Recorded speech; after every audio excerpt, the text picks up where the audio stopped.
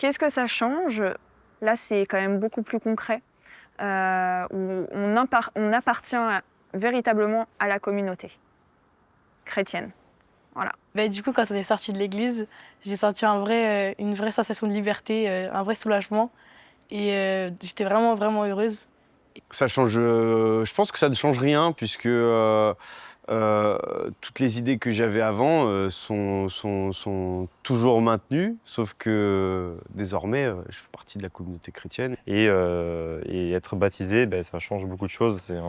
On rentre directement dans la religion, c'est le début de notre parcours en tant que chrétien. C'est vraiment la première étape, on va dire. Et derrière, c'est tout un long processus et il y a d'autres sacrements à côté qu'il faut accomplir et continuer à évangéliser un petit peu autour de moi, ma famille, mes amis, et peu importe les autres personnes aussi. Pouvoir évangéliser et pouvoir témoigner. Et je sais que depuis ce baptême-là, je ne mens plus, par exemple, pour des choses qui peuvent être voilà, futiles et inutiles. Juste merci pour tout l'accompagnement que j'ai eu. Moi, ce que je souhaite pour ces jeunes à l'avenir, c'est qu'ils soient accueillis en fait dans les paroisses. Qu'ils se développent et qu'ils trouvent leur voie. J'ai envie de dire, ça vaut le coup. Ça vaut le coup de commencer le cheminement. Les jeunes qui veulent se faire baptiser, ne restez pas seuls, parlez-en à votre entourage et essayez de faire des démarches pour savoir comment ça peut marcher.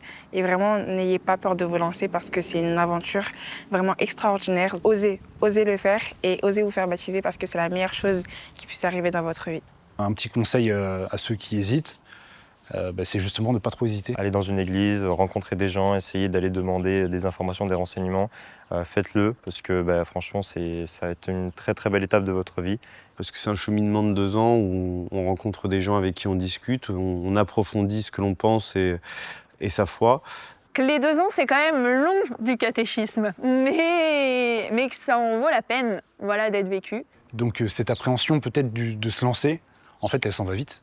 Elle s'en va vite et puis on a hâte après que la cérémonie du baptême arrive et elle arrive très vite. Moi, ce que j'ai envie de dire, c'est que je les admire à chaque fois. Parce que jusqu'ici, c'était Anne-Marie et moi qui les accueillions, on recevait leurs demandes. Et moi, je me dis, mais à chaque fois, je me dis, mais l'esprit souffle, quoi. C'est l'ouverture des anciens chrétiens, qu'il ne faut pas qu'ils se renferment sur eux-mêmes, que les pratiques sont peut-être différentes, de les accepter, de se laisser déplacer par toutes ces nouvelles personnes, tous ces néophytes. Chers amis, recevons ces néophytes qui sont un don que Dieu nous fait.